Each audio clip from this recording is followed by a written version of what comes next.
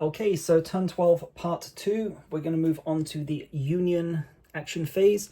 We determine and resolve actions for the foremost Union counters, starting from attack track A, then attack track B, and so on. So attack track A, no counter. Attack track B, we roll 1d6. 1 to 4 will be a march, they'll advance. 5 to 6 will be a volley, and we get a 2, so they will advance to attack position number 4. Okay. Same thing here, 14th Indiana, 1 to 4 is a move, so 4 is an advance also. So we're going to get some charges going in the following turns here. 7th West Virginia. So, okay, so here there's a chance that they're going to charge. So 1, 2, 3, 4 will be a movement. I then re-roll the 1d6. If it's 1, 2, 3, 4 again, it'll be a charge. 5 or 6 on either roll will be a volley. We get a 4. Okay, so there's a possible charge. Roll 1d6 again. 1, 2, 3, 4 is a charge. We get a 1, so we are now going to resolve a charge. So we roll for the 7th West Virginia, so it's 1d6 plus their cohesion of 3 versus 1d6 plus their cohesion for the Confederates. So we'll do blue and yellow for the Confederates, and we get... so, yep, Confederates win, so they inflict a hit on the 7th West Virginia, so they are reduced to 2.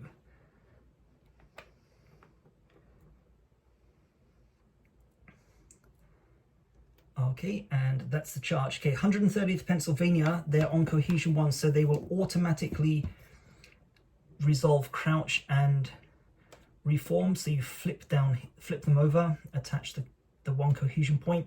So they get a cohesion check, 1d6. 1 is plus 1 cohesion. They get a 1. Okay. So they flip back up to 2, but they remain in crouch. They remain crouched down, which means that in the following Confederate action phase, if I want to attack, the 30th North Carolina will suffer a -1 penalty to cohesion. Okay, so after resolving the actions for the foremost counters, we resolve the actions, any Union counters in rear attack positions will move forward. So nothing. Okay, 132nd Pennsylvania are not, yes they can. Okay, here we go. These guys are going to attempt to march. So because they are crouching, there's a chance that 132nd Pennsylvania will try to march past them. So we make a cohesion check, 1 or 2, and they will change positions. We get a 6. So there's no effect, and we attach a march +1 token to these guys just in case they remain crouched next turn. Okay, so that's all of the actions for the Union counters resolved. We next do remove exposed tokens. There are no exposed tokens. Okay, so we do Union deployment. So this is turn 12, so we're going to deploy the 4th and final wave. Let me get my sheet here to make it easier to see. So we're going to roll 1d6 and then cross-reference the column to the 4th wave regiments down here. So let's see what we get first of all. That's a 6. So 6 is down here. So yeah, strange game again. This is what happened in the last playthrough I did. The 6 Alabama, nothing came down attack track A. So we've got 63rd New York, 69th New York, 88th New York, and 29th Massachusetts, and they're going to go B, C, D, E. Let me get the counters. Where are they? Okay. Okay, so B, C,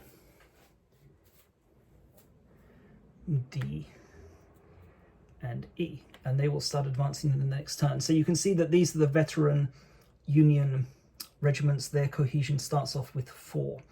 Okay, so that's all we do for the Union deployment this turn. Okay, next is the Confederate action phase. So we roll 4d6 and assign each die to a column, choose one of the actions.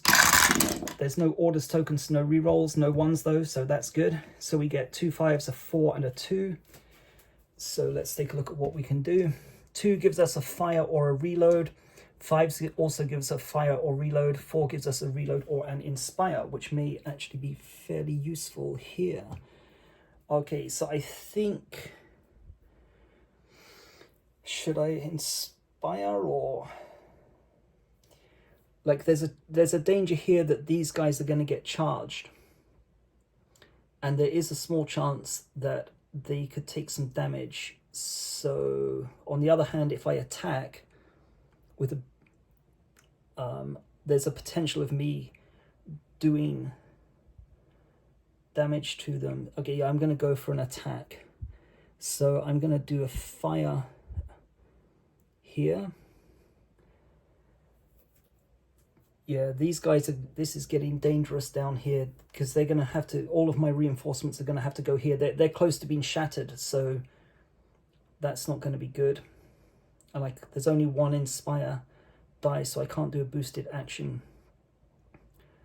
I think I'm going to have to look at quick reloads again. So this is high risk, because if I fail, I'm going to start getting charges coming in. So I've got reload, reload, reload. So they're going to do a quick reload. They will do a quick reload. And I guess I might as well use this to at least attempt an inspire. Okay, so let's go through the modifiers. Okay, so we'll resolve this attack first. So 2nd North Carolina, base cohesion is 4, no smoke, +1 for range brings us up to 5. So 1, 2, 3, 4, 5 is a hit, 6 is a miss.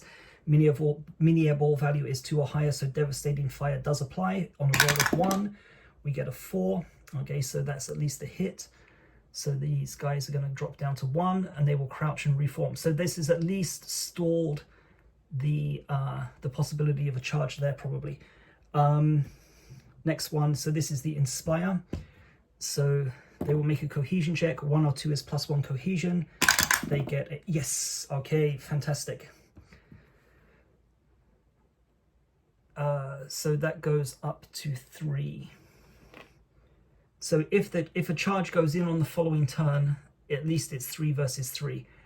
These guys are going to do quick reload. So quick reload is a cohesion check, first of all, to reload, and then if that passes, an attack. So quick reload is going to be a 3. That succeeds. Mini air ball value is reduced to 1, so no devastating fire. Modifiers, no smoke, +1, 5 cohesion, so it's an automatic hit, but let's go through it for a hit. So again, we've prevented the charge in the next turn. Oh, not 3. Okay, that's going to be a 1. So these guys will also crouch and reform. And same thing here, we're going to do a quick reload.